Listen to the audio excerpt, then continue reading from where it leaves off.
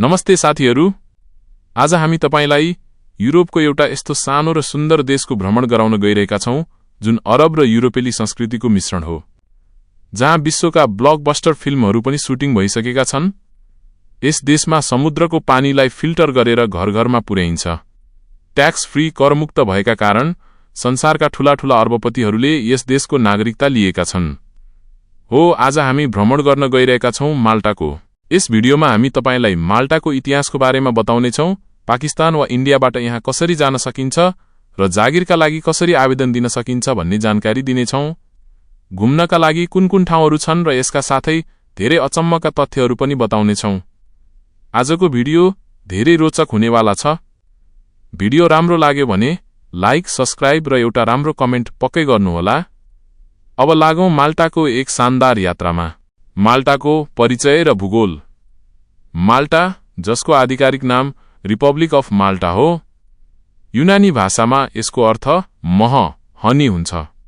यस देशको कुल जनसङ्ख्या 5,35,000 छ, जुन जनसङ्ख्याको हिसाबले विश्वको 173औं स्थानमा पर्दछ। माल्टा एउटा टापु राष्ट्र, आइल्यान्ड कन्ट्री हो, जसका मुख्य 3वटा टापुहरू छन्, माल्टा, गोजो र कोमिनो। यस देशको कुल क्षेत्रफल मात्र 316 वर्ग किलोमिटर छ। यो सानो देश भए पनि यहाँका मानिसहरू धेरै खुशी र सम्पन्न छन्।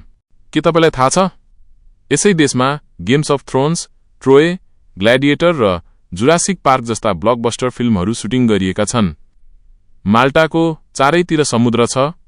यो देश इटालीबाट 80 किलोमिटर, ट्युनिसियाबाट 284 किलोमिटर र लिबियाबाट 333 किलोमिटरको दूरीमा अवस्थित छ। भाषा र संस्कृति। यस देशको आधिकारिक भाषा माल्टी हो, जुन अरबीसँग मिल्दोजुल्दो छ। दोस्रो आधिकारिक भाषा अंग्रेजी हो, तर 60% भन्दा बढी जनसङ्ख्याले इटालियन भाषा बोल्छन्। माल्टामा तपाईले युरोपेली संस्कृतिका साथै अरबी संस्कृतिको पनि झलक पाउनुहुनेछ। यस सुन्दर देशको राजधानी भ्यालेटा हो। यस शहरमा तपाईले निकै प्रतिस्पर्धा देख्नुहुनेछ, जहाँ हरेक व्यक्ति काममा एकअर्का भन्दा अगाडि बढ्न खोजिरहेका हुन्छन्। माल्टाका मानिसहरूलाई खुला हृदयका मानिन्छ। उनीहरू कुनै पनि समस्यालाई धेरै गम्भीरताका साथ लिँदैनन्, सायद त्यसैले उनीहरू धेरै खुशी छन्। यहाँका मानिसहरूको धर्म रोमन क्याथोलिक हो। यो देश बलिउड फिल्मका लागि पनि प्रसिद्ध छ। यहाँ ठग्स अफ हिन्दुस्तान र भारत जस्ता फिल्महरू सुटिङ गरिएका छन्। इतिहास। माल्टाको इतिहास 5000 वर्षभन्दा पुरानो छ। 218 ईसा पूर्वमा यहाँ रोमनहरूले शासन गरे। केही समय युनानी र फोनिसियनहरूको नियन्त्रणमा रहेपछि सन् 817 मा अरबहरूले यसलाई कब्जा गरे र 200 वर्षसम्म मुसलमानहरूको शासन रह्यो। सन् 1800 मा यो बेलायतको नियन्त्रणमा गयो। पहिलो विश्वयुद्धमा यो टापु अस्पतालको रूपमा प्रयोग भएको थियो। घाइते सैनिकहरूलाई उपचारका लागि यही ल्याइन्थ्यो।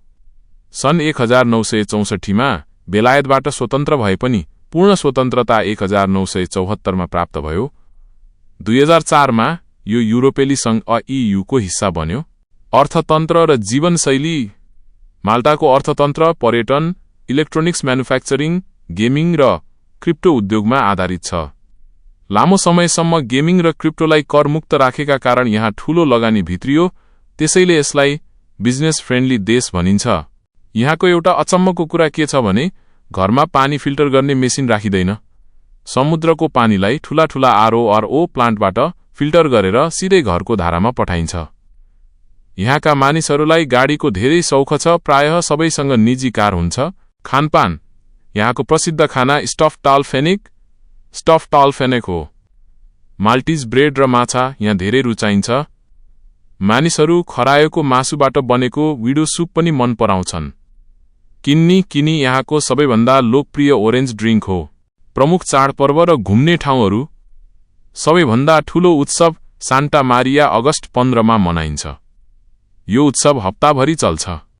घुम्नका लागि भ्यालेटा शहर उत्कृष्ट छ, जुन आफैमा एउटा युनेस्को विश्व सम्पदा क्षेत्र हो। यसबाहेक गोजो र कोमिनो टापुहरू पनि उत्तिकै सुन्दर छन्।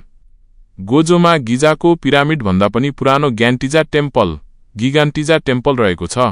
नियम र कानून। माल्टामा केही कडा नियमहरू छन्। तपाई सडकमा दौडिन पाउनुहुन्न, दौडिएको पाइए जरिवाना हुन्छ। घाँस काट्न सरकारको अनुमति चाहिन्छ। रुखको फल टिप्न पाइँदैन। यहाँको मुद्रा युरो हो। भिसा र रोजगारी अफगानिस्तान, उत्तर कोरिया र इरान बाहेक अन्य देशका नागरिकले अनलाइन भिसा आवेदन दिन सक्छन्। यहाँ सुरुवाती तलब 1000 देखि 1500 डलरसम्म हुन्छ। माल्टा सरकारको वेबसाइटमा विभिन्न क्षेत्रका जागिरहरू उपलब्ध छन्। ब्लू कार्ड 3 वर्ष बसेपछि ब्लू कार्ड पाइन्छ, जसले युरोपका अन्य देश जान सजिलो बनाउँछ। पीआर अफ पीआरएस 5 वर्ष बसेपछि स्थायी बसोबास अनुमति पाइन्छ। नोम्याड भिसा अनलाइन काम गर्नेहरूका लागि यो भिसा उपलब्ध छ, जसका लागि महिनाको 2700 डलर लगभग आम्दानी देखाउनुपर्छ। आशा छ तपाईलाई यो भिडियो मन पर्यो होला। कस्तो लाग्यो कमेन्टमा पक्कै लेख्नुहोला। च्यानललाई लाइक र सब्स्क्राइब गर्न नभुल्नुहोला। हुन्छ हाम्रो फ्याक्ट नलेज हबमा हरेक दिन नयाँ जानकारी। भिडियो मन पर्यो भने लाइक गर्न नभुल्नुहोस् र सब्स्क्राइब गर्नुहोस् ताकि हरेक रोचक तथ्य तपाईले मिस नगर्नुहोस्।